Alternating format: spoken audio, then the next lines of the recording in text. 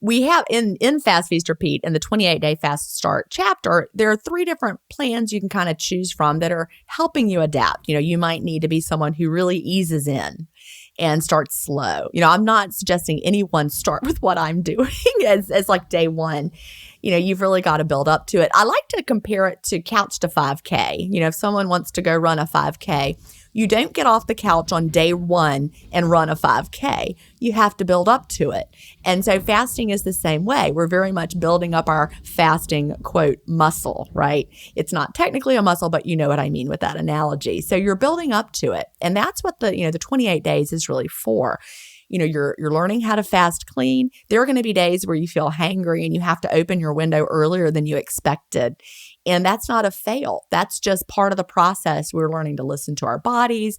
We never want to feel shaky, like you're having a blood sugar crash. If you're ever shaky or nauseous, go ahead and eat. Forget about what the plan said to do that day. Go ahead and eat. And, gradually, as your body gets adapted, you'll find, what feels good to you. Some people always feel better with a midday eating window, for example. They like to, skip breakfast, eat lunch, have a little maybe early kind of dinner, close their window. No couch snacking on chocolate for them because their window is closed, but they sleep better when they have that middle of the day eating window.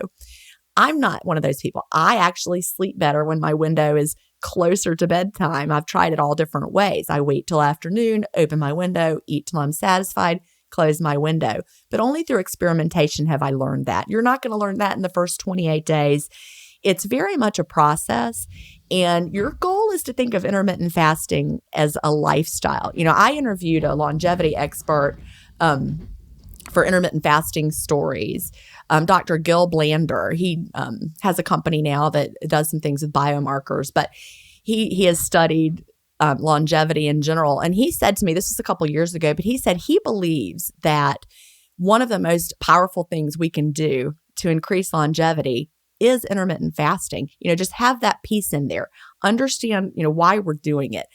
I don't want anybody to start intermittent fasting only because you might lose some weight. That's not what intermittent fasting really is all about. Of course, I came to it for the weight loss. I like to say, we come for the weight loss, but we stick around for the health benefits. You just have to experience it to see what we're talking about. Amazing. And Tim, can you tell us a bit about that value of that window length? Because you could say, hey, lots of people are eating for 18 hours a day today because of the way that the world works. And what really matters is just to shrink that to 12, which is still like 9 a.m. to 9 p.m., right? That's pretty different from, shrinking it to much shorter periods too. I think that I've heard you, Tim, talk a bit about some of those, perhaps the microbiome having at least part of the answer to that story. Yes. I mean, microbes themselves have their own circadian rhythms as well. And they're driven just like humans are by food. So when food arrives, that sort of sets them off on their particular clocks and things. And we do know that your microbiome changes as you're fasting compared to when you're eating. So within the 24 hours, remember these species can change and replicate within an hour. They've had new babies and new lives, etc.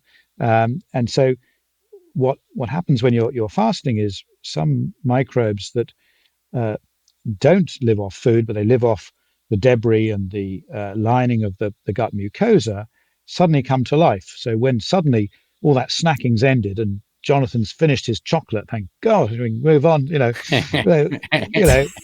get all those other chocolate-eating microbes out of the way, and the cleaning staff come out, and there's some microbes like Akkermansia that's well known, because it has a name. It says Akkermansia municipilia, means I love mucus. So it loves the sugary lining of your gut. So it's going around tidying up your gut lining that you haven't rested properly. And if you don't give it a rest, you don't have enough time for these cleaning microbes really to come out of the woodwork and tidy up your gut and help it regenerate.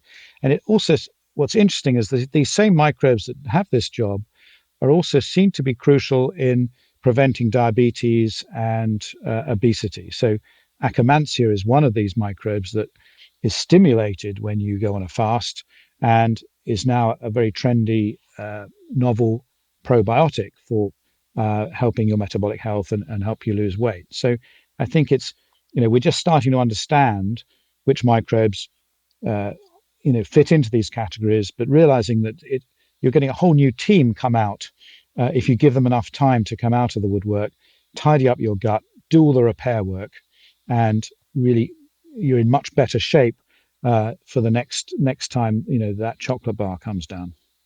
It's a brilliant analogy. So sort of like you've put the trash out overnight, and early in the morning, it's the overnight cleaners in an office that come in and make everything shiny again. It's the offense team in American football versus the defense team. It's like giving them time to come out so that you've got the right team ready there to deal with your body and what it needs to do. And if you put it out of sync by eating the way we weren't intended to, by eating over 18 hours, it just simply doesn't have enough time to do its job. And I think what we're doing in this fasting is really extending the repair side of the body. And that's probably the general idea about why fasting is so good and why it has this huge potential in longevity. And so outside of the microbiome, do we have the data that supports that today, Tim, or where are we on that? Certainly there's really good data in all these animal models where it's easy to study these sort of things. And there's biomarkers in humans that suggest the same thing. So I think there are these multiple mechanisms going on that are complicated, that are all pointing the same way, that this is really essential for the body's repair process in the cells and in the gut. It's starting to get noisy outside Jin's window. Can you hear it? So I think the hurricane is really starting to rattle. So I was like, I can't believe if they can't hear that. We heard that for sure, Jin. So we appreciate you hanging in there. We've had a few episodes where people have talked about circadian rhythm, Tim, and just sort of how central that is. And that's obviously on this sort of 24-hour cycle and very related to the fact that it used to be dark probably for 12 hours a day. And so I guess probably we weren't doing a great deal of eating. Do you think that's related to this sort of, night work, as it were, that you were talking about in the microbiome?